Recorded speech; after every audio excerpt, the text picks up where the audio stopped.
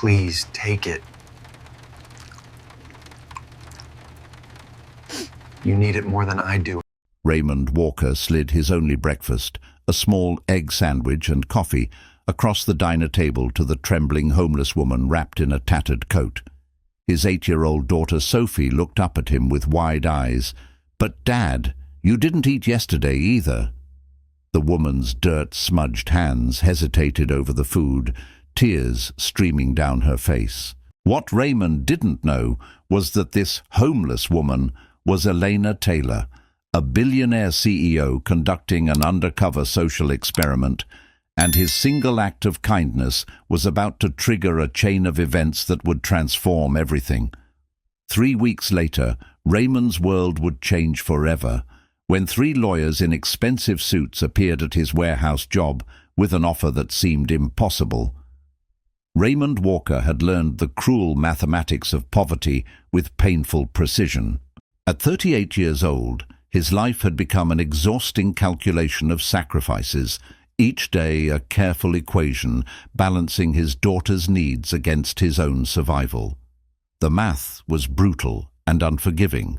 His warehouse job at Portland Distribution Center paid $16.50 per hour, just enough to keep them housed in a cramped 1-bedroom apartment in the deteriorating Lentz neighborhood, but never enough to get ahead. After rent, $1,200, utilities, $180, Sophie's school supplies and clothes, and the bare minimum for food, there was nothing left.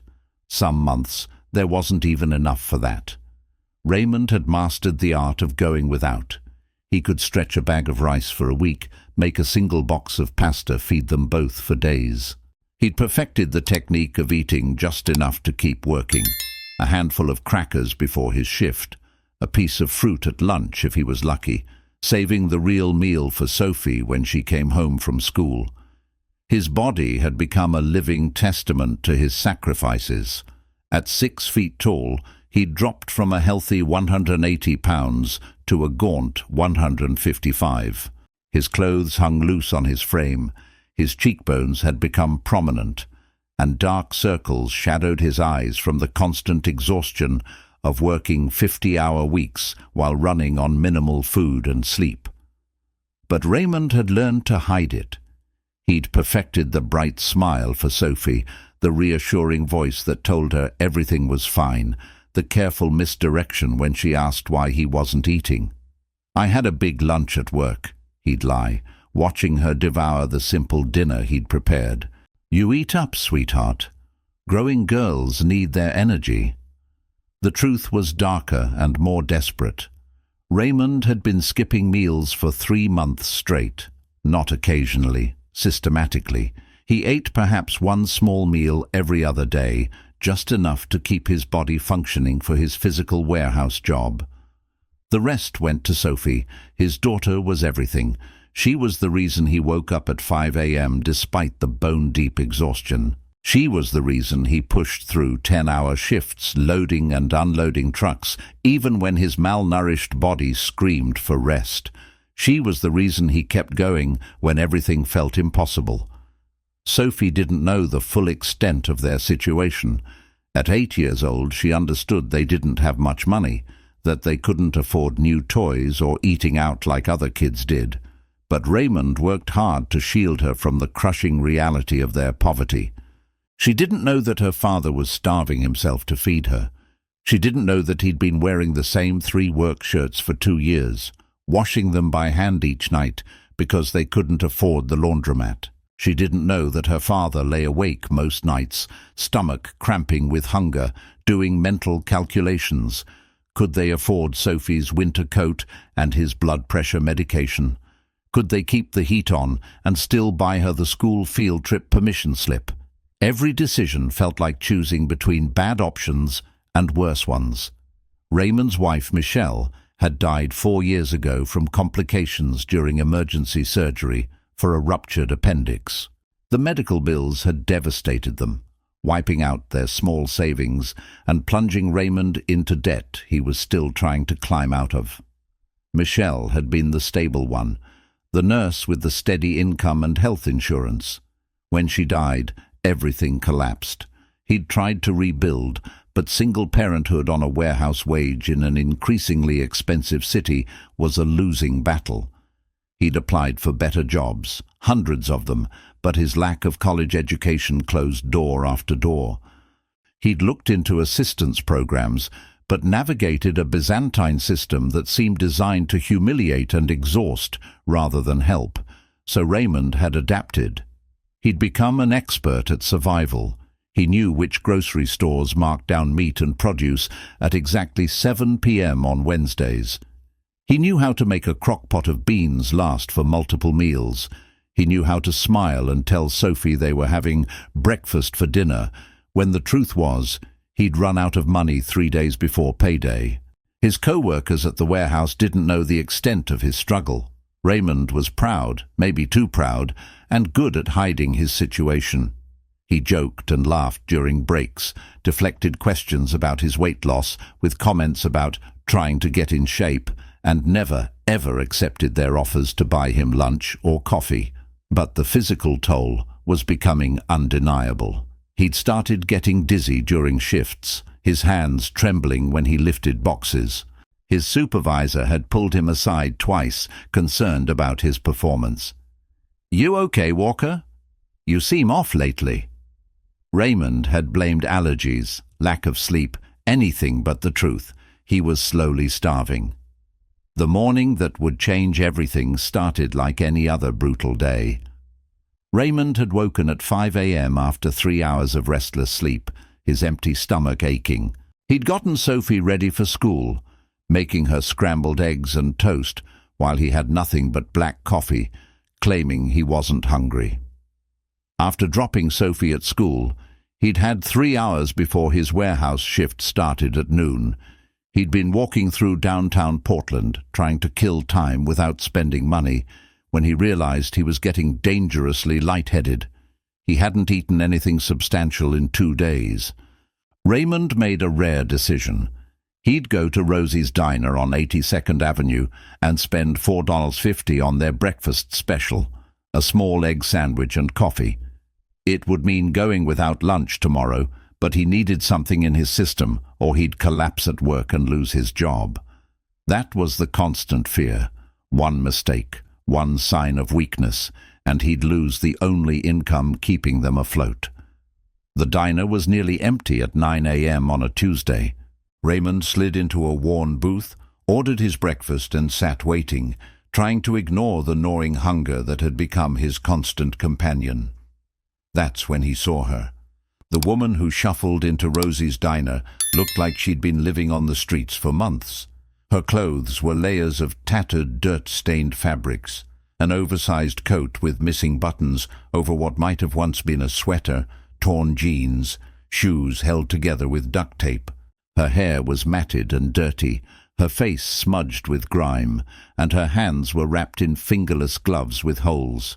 She moved with the defeated posture Raymond recognized from other homeless people he'd seen in Portland, shoulders hunched, eyes downcast, trying to make herself small and invisible.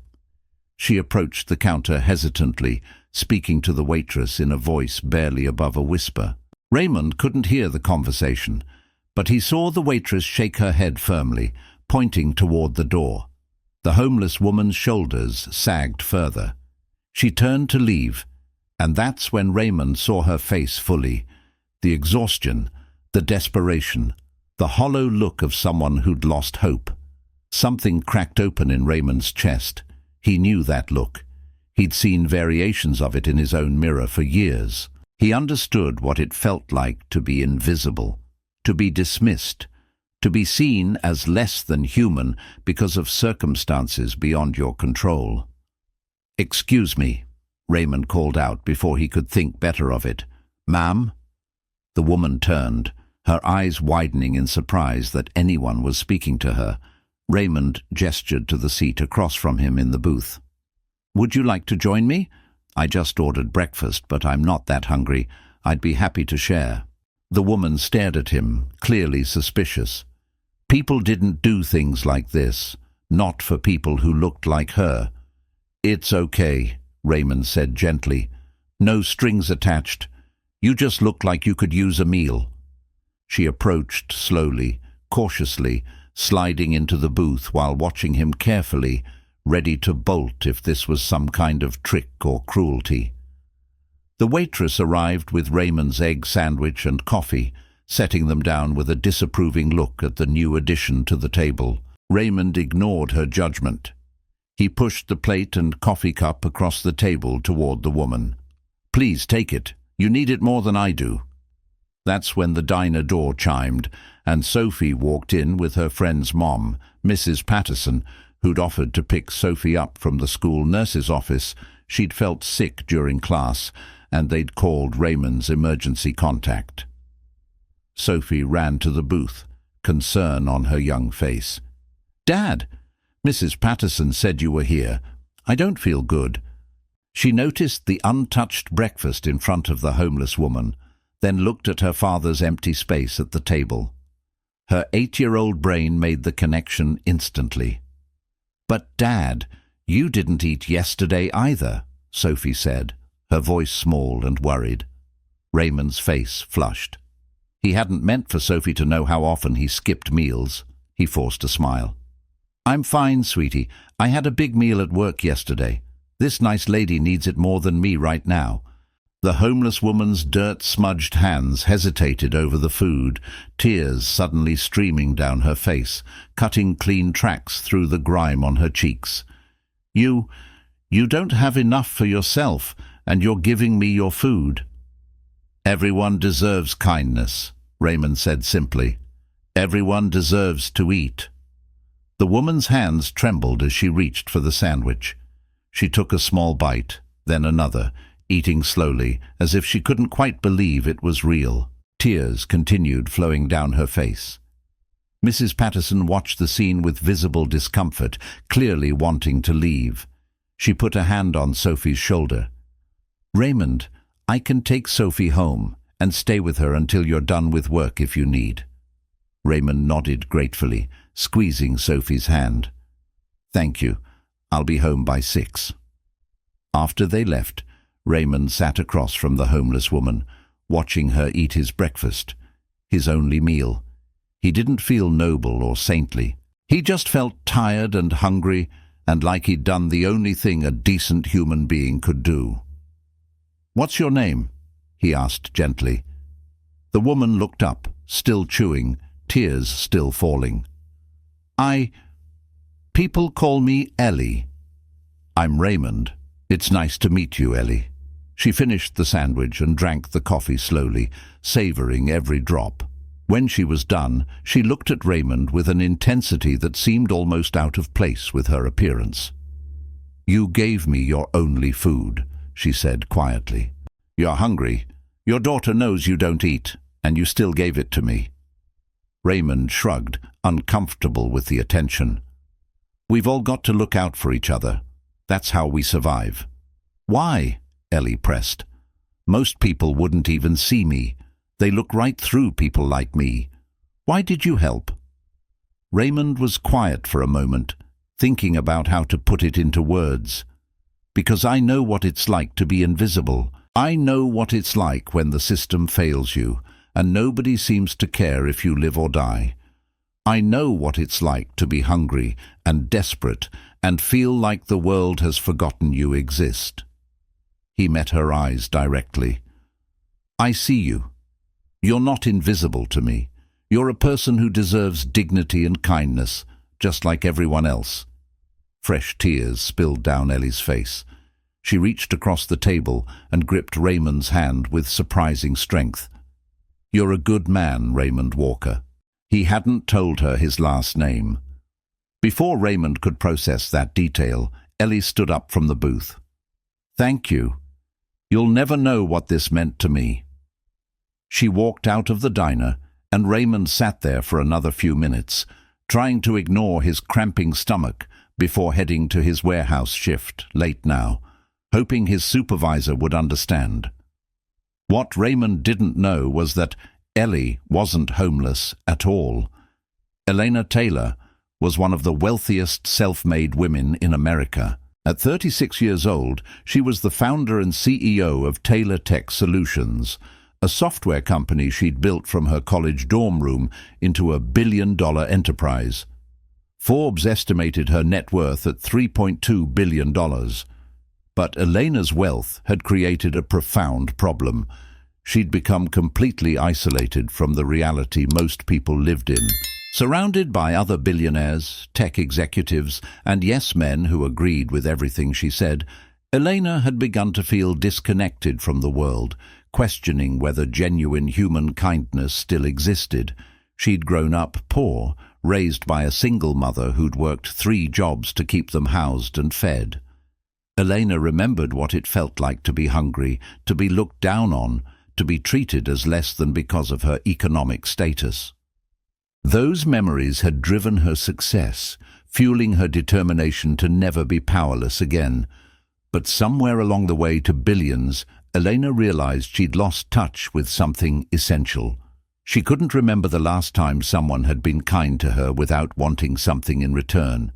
Every interaction felt transactional. Every relationship felt performative. So she'd designed an experiment. For the past 6 months, Elena had been conducting what she called the Humanity Project. With the help of a professional makeup artist and costume designer, she would transform herself into a homeless person and spend days on the streets of different American cities, documenting how people treated her. The results had been devastating. In Los Angeles, San Francisco, Seattle, Chicago, and New York, Elena had been ignored, insulted, kicked, spat on, and treated with casual cruelty that shocked her to her core. People stepped over her. They called her names. They told her to get a job while she begged.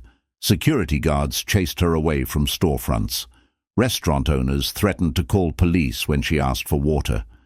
In 6 months, across 5 major cities, only 7 people had shown her genuine kindness.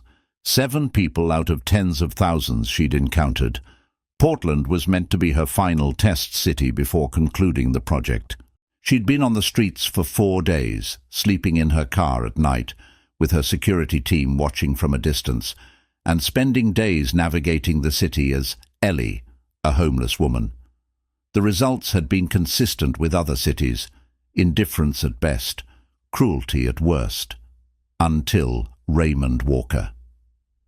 Elena had entered Rosie's diner genuinely hungry, having not eaten that morning to maintain authenticity. She'd approached the counter knowing she'd likely be rejected. That was the pattern.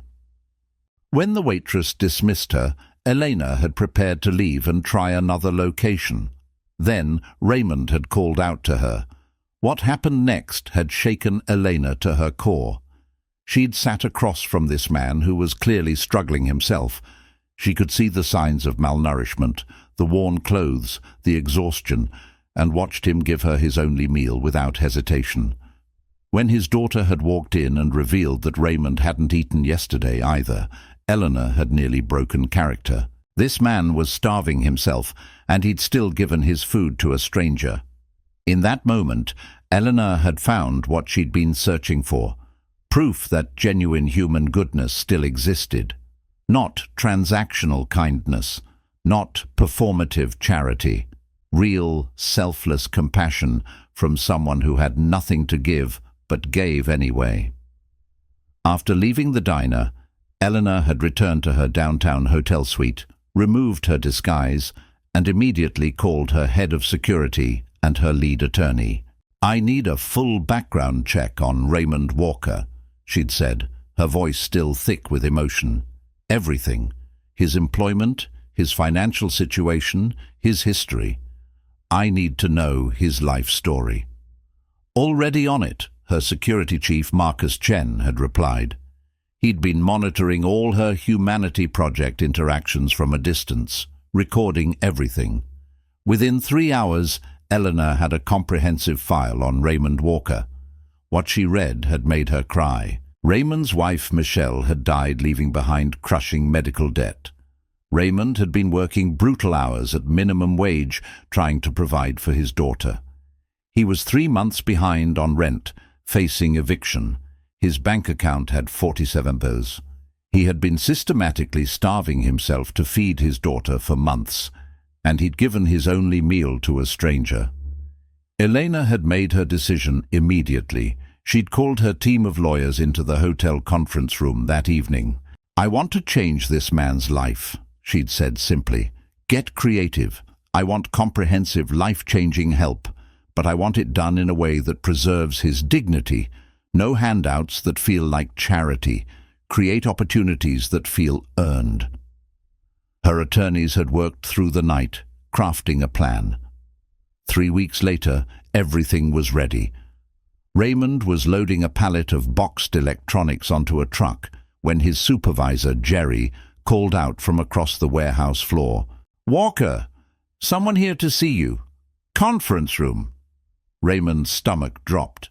Nobody visited the warehouse looking for individual workers unless it was bad news. His first thought was, Sophie. Had something happened at school? He hurried to the small conference room near the main office, his heart pounding. 3 people in expensive business suits stood waiting, 2 men and 1 woman, all carrying leather briefcases and tablets. "Mr. Raymond Walker," the older man said, extending his hand. "My name is Douglas Chen, and these are my colleagues, Patricia Simmons and James Park. We're attorneys representing the Taylor Foundation. Do you have a few minutes to speak with us?" Raymond shook the offered hand, confusion replacing his initial panic. "Is something wrong? Am I in trouble?" "Quite the opposite," Patricia Simmons said with a warm smile. "May we sit?" They sat around the cheap conference table, and Douglas opened his briefcase, pulling out a folder. "Mr. Walker, 3 weeks ago, you performed an extraordinary act of kindness for a woman you believed to be homeless at Rosie's Diner on 82nd Avenue. Raymond's brow furrowed. "Ellie, is she okay? Did something happen?" "The woman you knew as Ellie was actually Elena Taylor," Douglas said carefully. "She's the CEO of Taylor Tech Solutions and founder of the Taylor Foundation, one of the largest philanthropic organizations in the country." Raymond stared at them blankly, not comprehending. James Park pulled out a tablet, turning it to show Raymond a photo. It was Elena Taylor, polished, professional, confident, and Raymond could barely reconcile this image with the desperate homeless woman he'd met. "Ms. Taylor has been conducting a social experiment," Patricia explained. "For 6 months, she's been visiting cities in disguise to observe how people treat society's most vulnerable. In that entire time, across thousands of interactions, you are one of only 8 people who showed genuine, selfless kindness."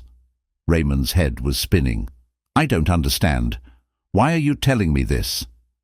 Douglas leaned forward. "Because Ms. Taylor was deeply moved by your actions, Mr. Walker.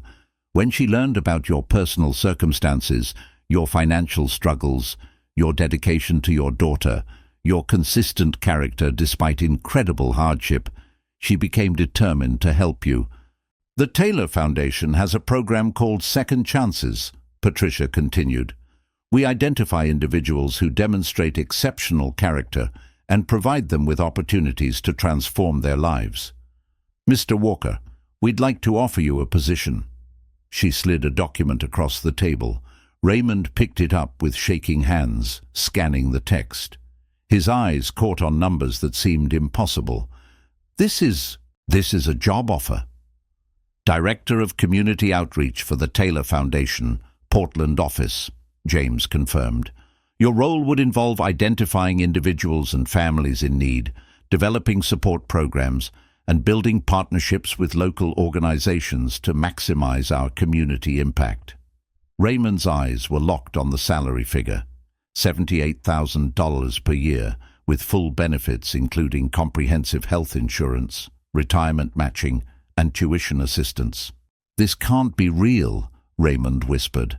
"I don't have any college education. I don't have experience in this kind of work. Why would you—" "You have something far more valuable," Douglas interrupted gently. "You have genuine empathy, lived experience with poverty, and demonstrated character. Those qualities can't be taught. We can teach you the administrative and organizational skills you'll need. The rest you already have." Patricia placed another document on the table.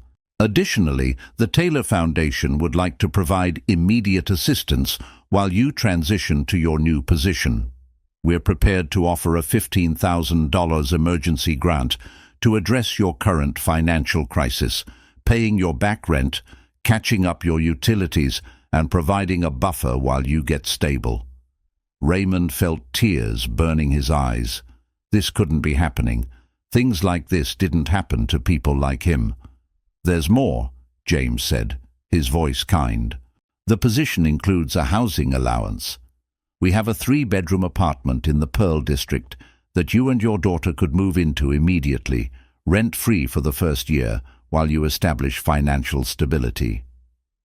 "Why?" Raymond's voice broke. "I just bought someone breakfast. That's not worth all this." Douglas Chen's expression grew serious. "Mr. Walker, in 6 months of searching, Ms. Taylor found only 8 people who treated a stranger with genuine kindness when there was nothing to gain. You didn't just buy someone breakfast. You gave your only meal to a stranger when you were starving yourself. Your 8-year-old daughter revealed that you hadn't eaten the day before, and you still gave away your food. That level of selfless compassion is extraordinary," Patricia added. "Ms. Taylor believes the world needs more people like you in positions where they can make a difference. This isn't charity. This is an investment in the kind of humanity she's trying to preserve and cultivate." Raymond sat in stunned silence, staring at the documents. His entire life was contained in these pages, a way out of the brutal cycle of poverty, a chance to provide for Sophie, an opportunity to do meaningful work helping others. "I don't know what to say," he finally managed. "Say yes," Douglas smiled. "Start Monday. Change your life." Raymond looked up at the 3 attorneys, seeing genuine warmth in their expressions. He thought about Sophie, about the chance to give her the stability and security she deserved. He thought about his empty stomach and his cramping hands and the exhaustion that had become his baseline existence. He thought about the woman in the diner who'd seen something in him worth saving. "Yes," Raymond whispered. "Yes, thank you." The next 6 months were the most transformative of Raymond Walker's life. Moving into the Pearl District apartment felt like stepping into a different universe. The 3-bedroom unit had floor-to-ceiling windows overlooking the city, a modern kitchen with appliances that actually worked, and enough space for Sophie to have her own room, a luxury she'd never experienced. On their first night in the new apartment, Sophie had run from room to room, her face glowing with joy. "Dad, I have my own room with a real bed, and there's a bathtub. Can I take a bubble bath?" Raymond had watched his daughter's pure happiness and felt something crack open in his chest, relief and joy so intense it was almost painful. This was what he'd been fighting for. This was why he'd endured years of suffering. Starting the job at the Taylor Foundation had been intimidating. Raymond had no experience with non-profit work, no understanding of grant systems or community partnership frameworks. But the foundation had paired him with a mentor, a woman named Carla Rodriguez, who'd been with the organization for 8 years. "You're not here because of your resume," Carla had told him on his first day. "You're here because you understand what it's like to need help. That perspective is invaluable. Everything else, we'll teach you." And they did. Raymond absorbed everything, learning database systems, grant application processes, partnership development strategies. He discovered he had a natural talent for connecting with people, for understanding their needs, and for designing programs that actually helped. His role involved visiting communities, meeting with families in crisis, and identifying ways the Taylor Foundation could provide meaningful support. Unlike traditional charity that created dependency, the foundation focused on creating pathways to stability, job training, housing assistance, childcare support, education programs. Raymond threw himself into the work with passionate dedication. Every family he helped felt personal. He saw himself in every struggling parent, saw Sophie in every child who was hungry or scared or ashamed of their circumstances. Within 3 months, Raymond had developed and launched a program called Portland Parent Support Network, a comprehensive system connecting single parents with resources, job opportunities, and community support. The program served 150 families in its first quarter, Elena Taylor noticed. She'd been watching Raymond's progress through regular reports from the Portland office. She'd seen his dedication, his innovative thinking, his genuine commitment to the mission. But she'd kept her distance, wanting to give him space to grow into his new role without the pressure of her presence. 5 months after the lawyers had visited the warehouse, Eleanor made the decision to visit the Portland office herself. Eleanor Taylor walked into the Portland Taylor Foundation office on a Friday afternoon in November. She'd deliberately not announced her visit, wanting to see the operation organically rather than a staged performance for the CEO.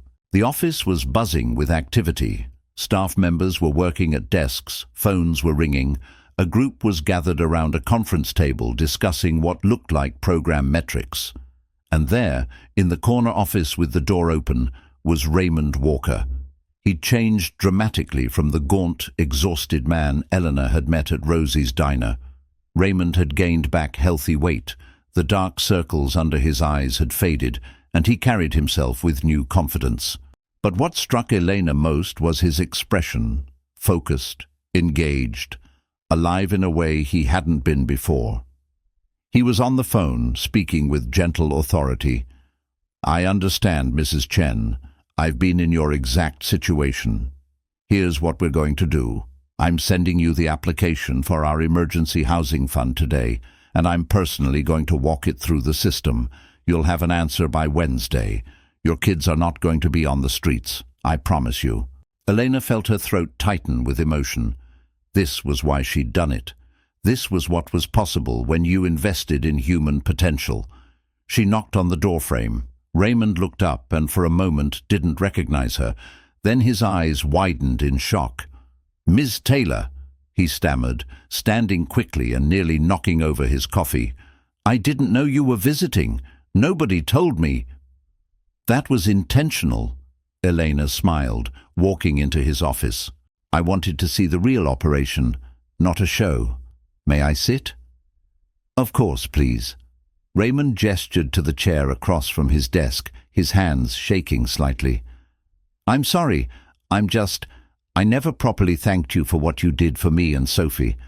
I don't even know where to begin." Elena sat, studying him. "You don't need to thank me, Raymond.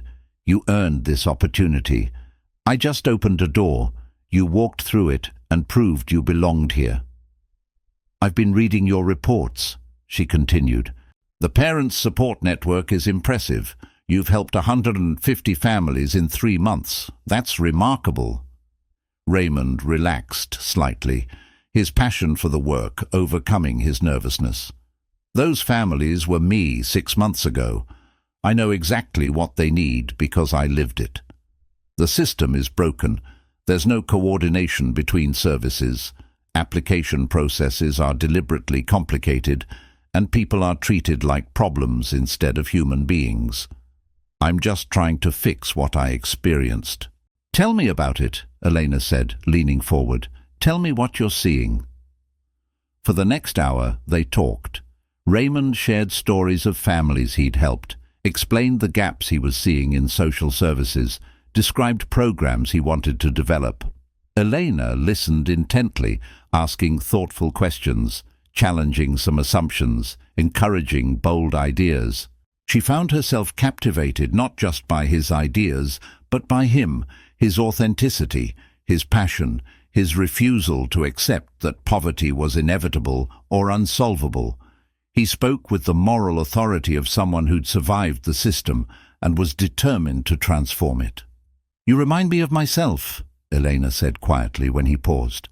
"When I was starting Taylor Tech, everyone told me I was naive.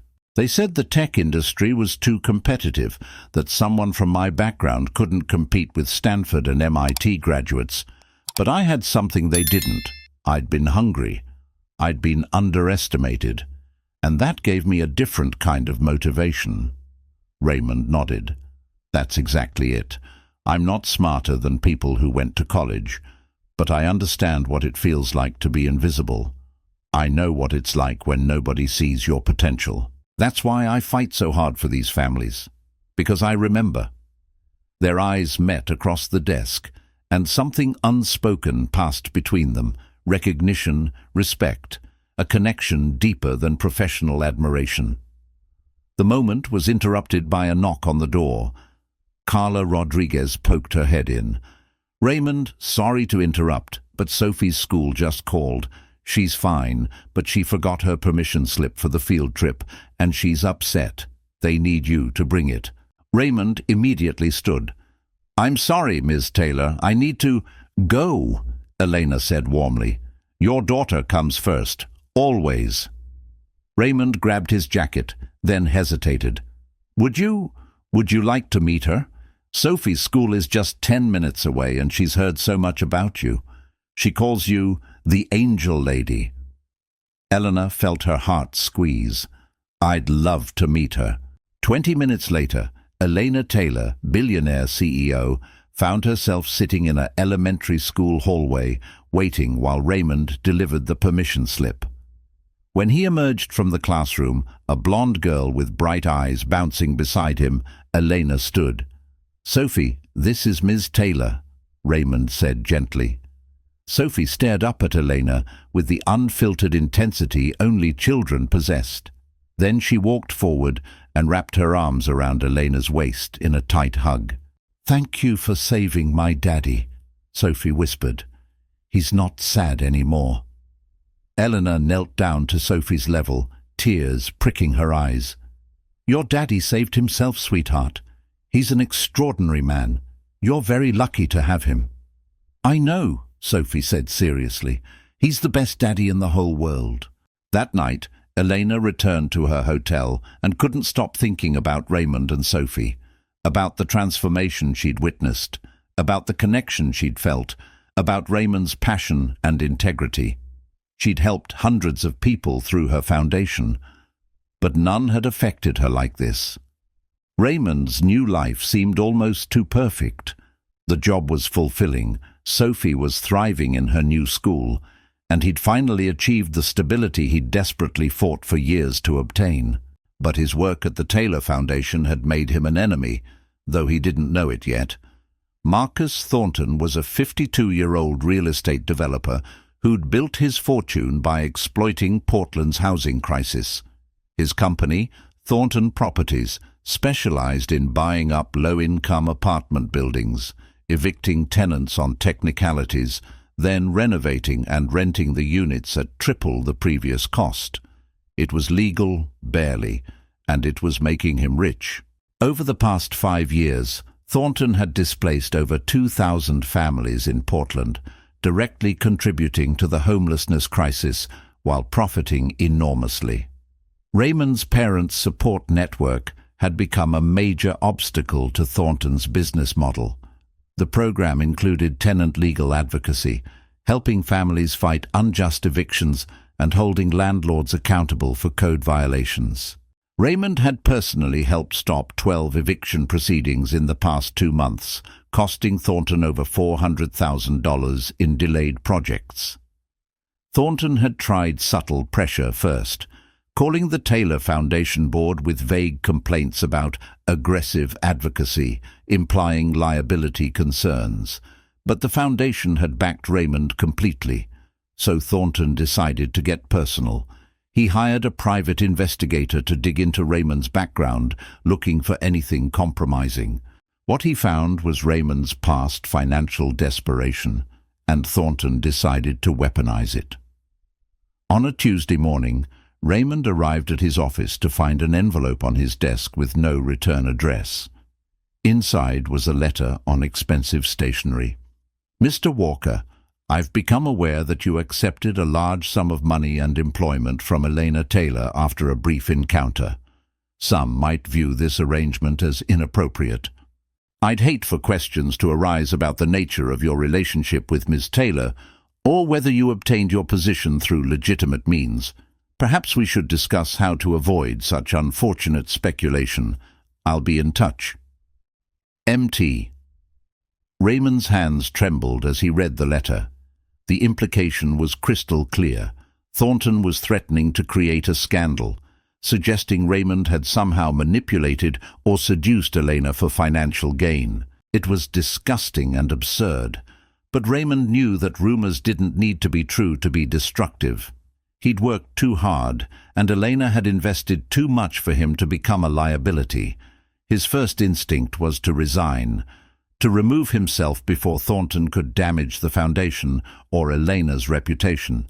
But when he called Carla to discuss the situation, she immediately shut down that idea.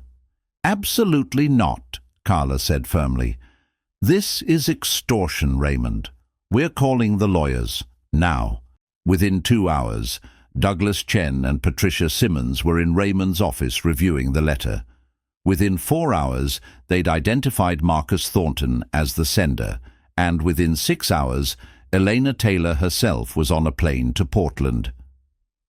Elena stormed into the Portland office at 7 p.m. that evening, fury radiating from her like heat.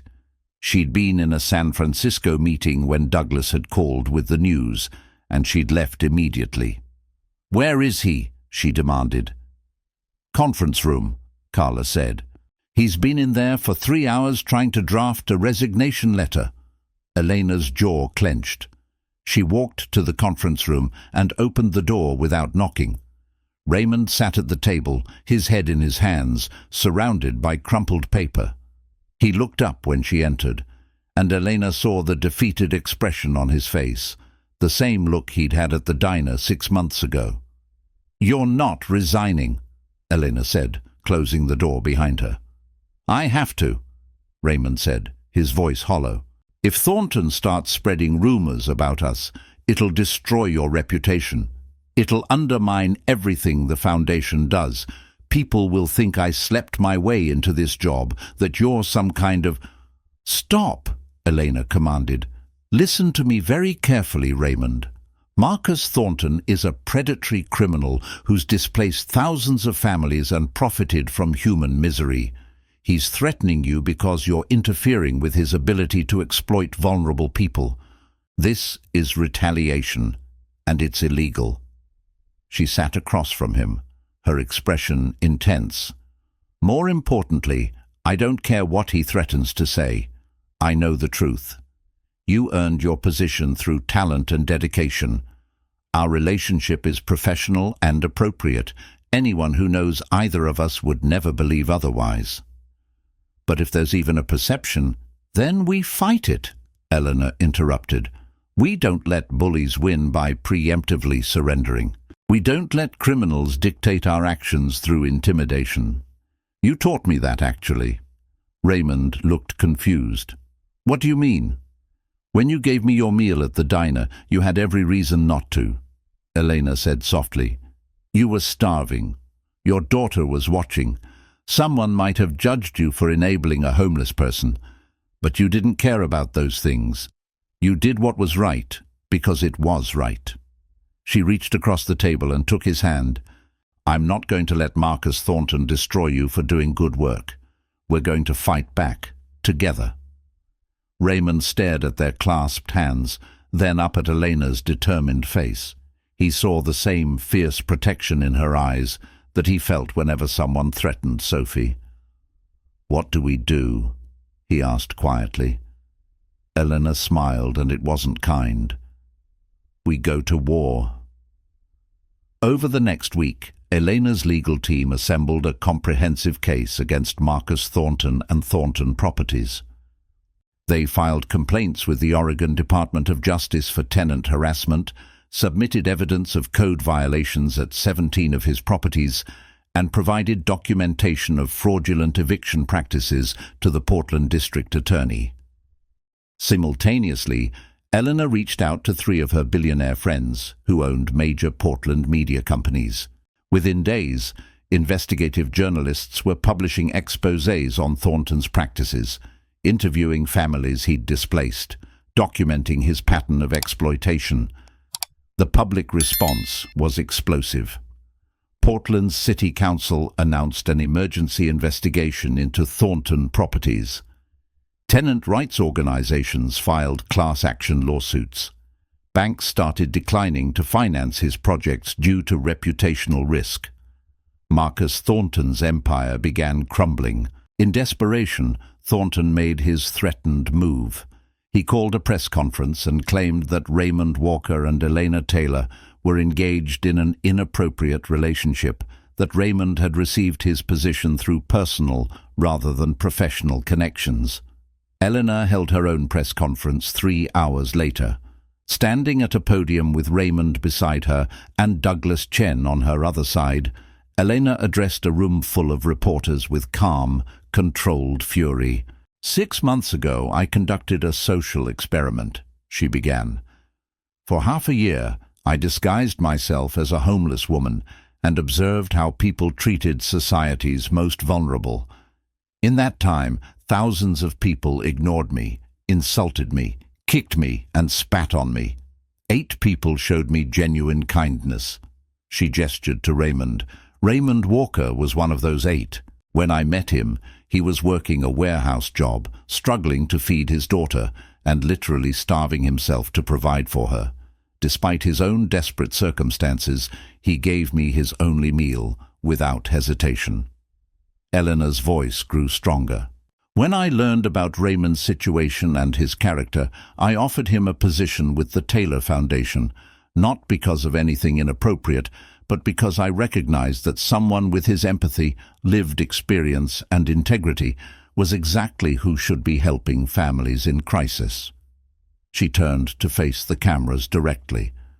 "In 5 months, Raymond has helped 150 families avoid homelessness, launched an award-winning support program, and become one of our most effective advocates. He's done this through talent and dedication, period.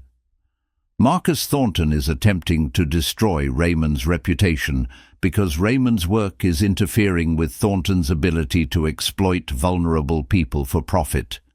Elena continued, her voice hard. "This is retaliation, witness intimidation, and defamation. We're filing a lawsuit against Mr. Thornton, and we're pursuing criminal charges for extortion." She paused, letting that sink in. "Let me be absolutely clear. I will not tolerate anyone threatening my employees for doing excellent work.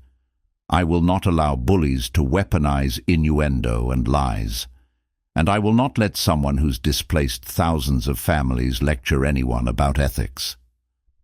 The press conference went viral. Within 24 hours, public sentiment had completely turned against Thornton. Within a week, the Oregon Attorney General announced criminal charges. Within a month, Marcus Thornton had lost his company, his reputation, and was facing trial.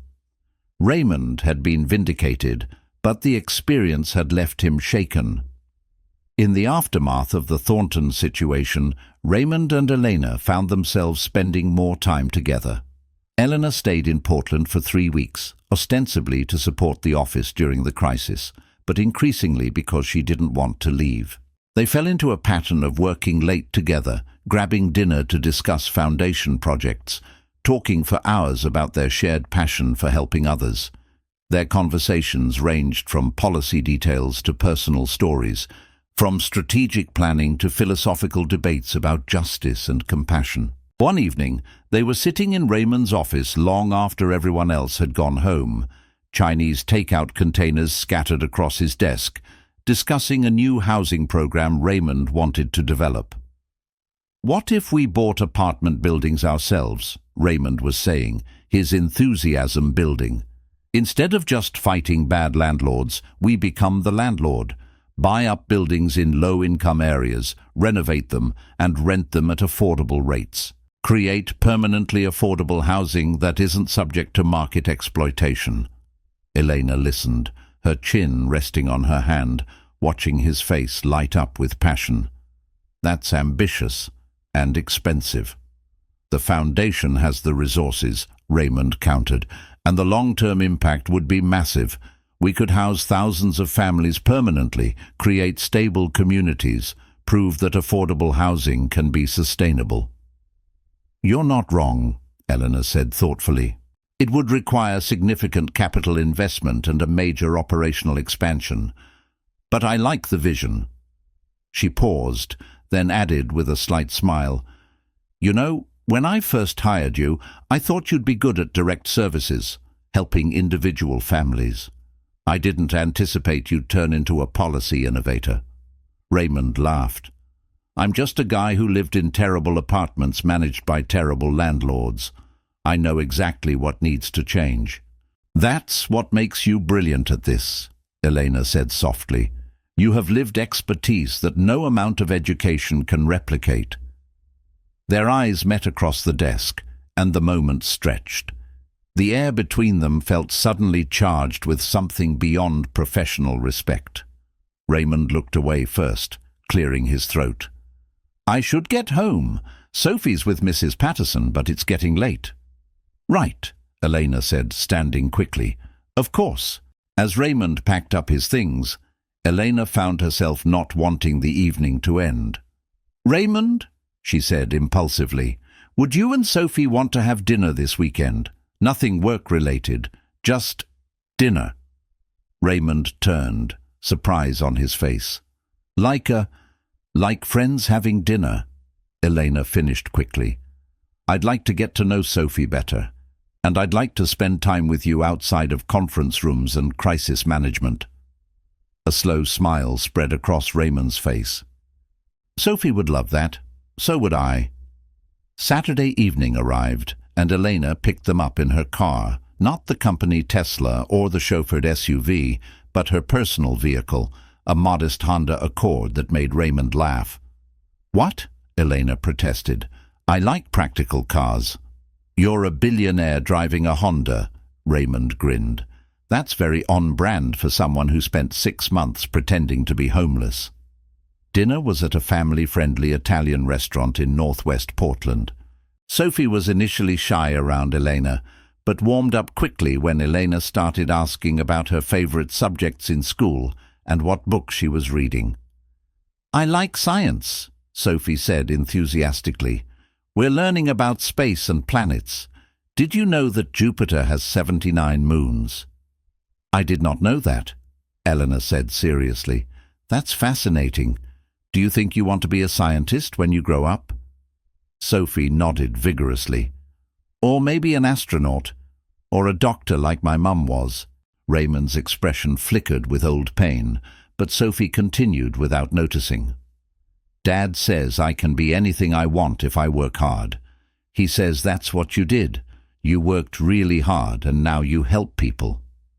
"Your dad is right," Elena said, glancing at Raymond with warmth in her eyes. "And your dad is one of the hardest working people I know. You're lucky to have him." "I know," Sophie said, reaching over to squeeze Raymond's hand. "He's the best." After dinner, they walked along the waterfront as the sun set over the Willamette River, painting the sky in oranges and purples. Sophie ran ahead, chasing birds and examining interesting rocks, while Raymond and Elena strolled together. "Thank you for this," Raymond said quietly. "Sophie needs normal moments like this. So do I." "So do I," Elena admitted. "My life is usually meetings and flights and hotel rooms. This is nice. Really nice." They walked in comfortable silence for a moment. Then Elena said, "Can I ask you something personal?" "Of course." "Do you ever think about dating again? After your wife?" Raymond was quiet, considering. "For a long time, no. I was just surviving, and I couldn't imagine having emotional space for anyone else. And I worried about Sophie, about introducing someone into her life who might leave." "That makes sense," Eleanor said. "But lately—" Raymond trailed off, then met her eyes. "Lately I've been thinking about it." Eleanor's heart rate picked up. "Oh?" Before Raymond could respond, Sophie came running back. Dad, Elena, look at this cool rock. It has sparkles. The moment passed, but something had shifted between them. Over the next 2 months, Raymond and Elena's relationship deepened. They had dinner regularly, sometimes just the two of them, sometimes with Sophie. They texted throughout the day, sharing articles and ideas and small moments. Elena found herself thinking about Raymond constantly. His kindness, his integrity, his passion for justice, the way he loved his daughter with such fierce devotion. He made her laugh. He challenged her thinking. He saw her as Elena, not as the billionaire CEO. Raymond was falling just as hard. Elena's intelligence and drive inspired him, but what captivated him was her fundamental goodness, the way she'd spent 6 months living on streets to understand poverty, the way she fought for people she'd never met, the way she treated Sophie with genuine affection and respect. But both of them were terrified to acknowledge what was happening. Eleanor worried about the power dynamic. She was Raymond's employer, and she'd provided him with life-changing opportunities. How could she be sure any feelings he had were genuine and not influenced by gratitude or obligation?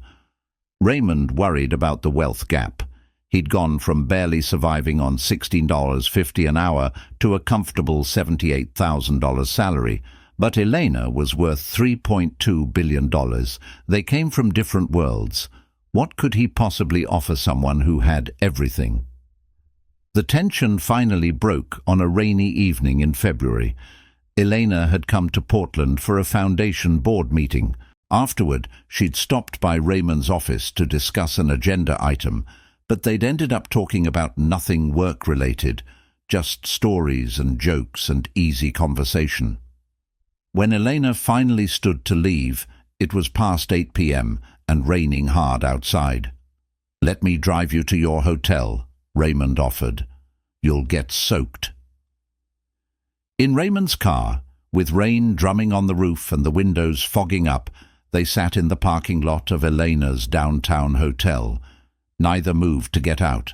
"I don't want to leave," Elena said quietly. "I don't want you to," Raymond replied. Elena turned to face him. "Raymond, I need to say something, and I need you to be completely honest with me." "Okay. Do you feel obligated to spend time with me because I gave you this job?" Elena asked, her voice vulnerable. "Because you're grateful? Because if that's what this is—" "No," Raymond interrupted firmly. He reached over and took her hand. "Elena, you changed my life. I will always be grateful for that. But that's not why I want to be around you." "Then why?" she whispered.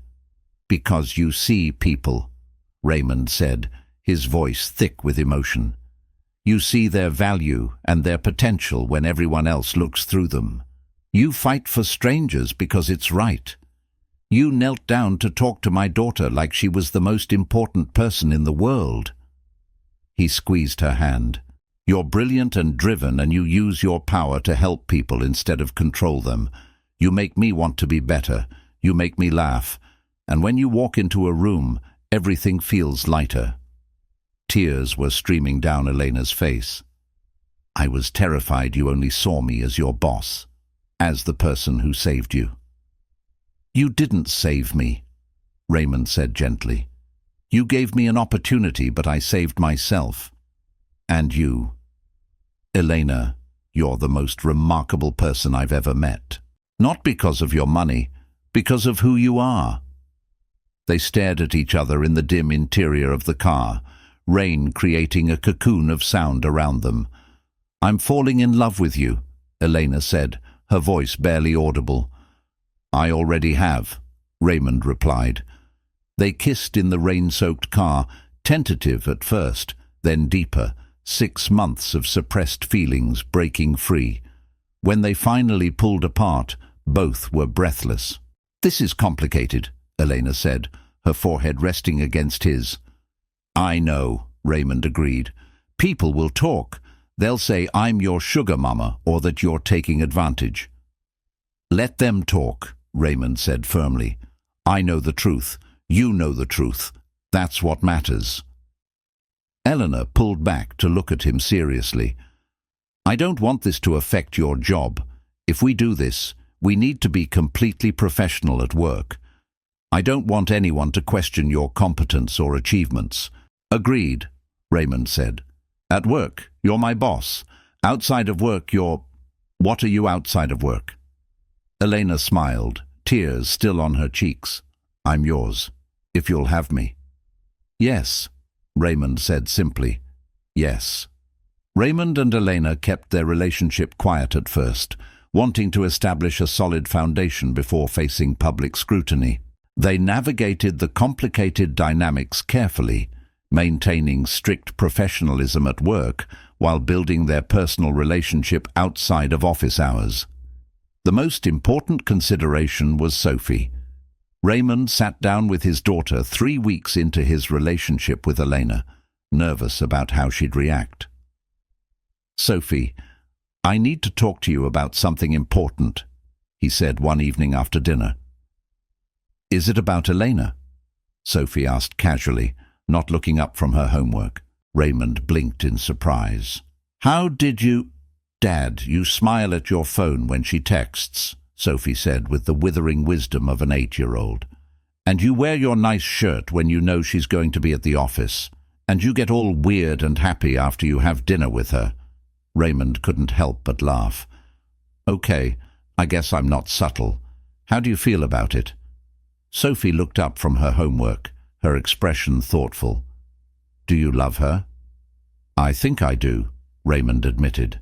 Is that okay with you? Sophie was quiet for a moment, then said, Mom would want you to be happy. She told me that before she died, she said if anything happened to her, you should find someone who makes you smile again. Raymond felt his throat tighten with emotion. She said that? Sophie nodded. Eleanor is nice. She listens when I talk about space, and she makes you happy, so I think it's good. Raymond pulled his daughter into a tight hug. I love you so much, you know that. I know, Dad, Sophie said, hugging him back. Can Eleanor come to my science fair next week? With Sophie's blessing, Raymond and Elena's relationship grew stronger. Eleanor integrated into their lives gradually and naturally, attending Sophie's school events, having weekend breakfasts together, teaching Sophie to code on her laptop. 6 months into their relationship, Raymond met Elena's mother, Susan Taylor, who still lived in the small Oakland apartment where Elena had grown up. Susan immediately loved Raymond, recognizing in him the same humble integrity that had driven Elena's success. You're good for her, Susan told Raymond privately during their visit. She needs someone who knew her when she was poor, someone who won't let her forget where she came from. At work, Raymond continued excelling. His housing acquisition program launched successfully, with the Taylor Foundation purchasing and renovating 3 apartment buildings in its first year, providing permanent affordable housing for 180 families. Elena supported his professional growth while carefully maintaining appropriate boundaries. She pushed him to think bigger, to develop his leadership skills, to present at national conferences on innovative poverty solutions. Their relationship became public a year after it began, when they attended a foundation gala together. The announcement was met with some raised eyebrows and inevitable gossip, but the foundation board backed them completely, pointing to Raymond's documented achievements and the clear professional boundaries they maintained. 2 years into their relationship, Elena was having dinner at Raymond and Sophie's apartment, a larger 3-bedroom they'd moved into when Sophie needed more space, when Raymond disappeared into his bedroom and returned holding a small box. He knelt down in front of Elena, with Sophie watching from the doorway with a huge grin. Elena Taylor, Raymond said, his voice shaking slightly. 3 years ago, you walked into a diner in disguise and I gave you an egg sandwich. You changed my life, not just financially, but in every way that matters. You taught me that my voice matters, that my experiences have value, that I can make a difference. You love my daughter like she's your own. You make me laugh every single day, and I cannot imagine my life without you. He opened the box, revealing a simple but elegant diamond ring. "Will you marry me?" Elena was crying, nodding before she could speak. "Yes, yes, absolutely yes."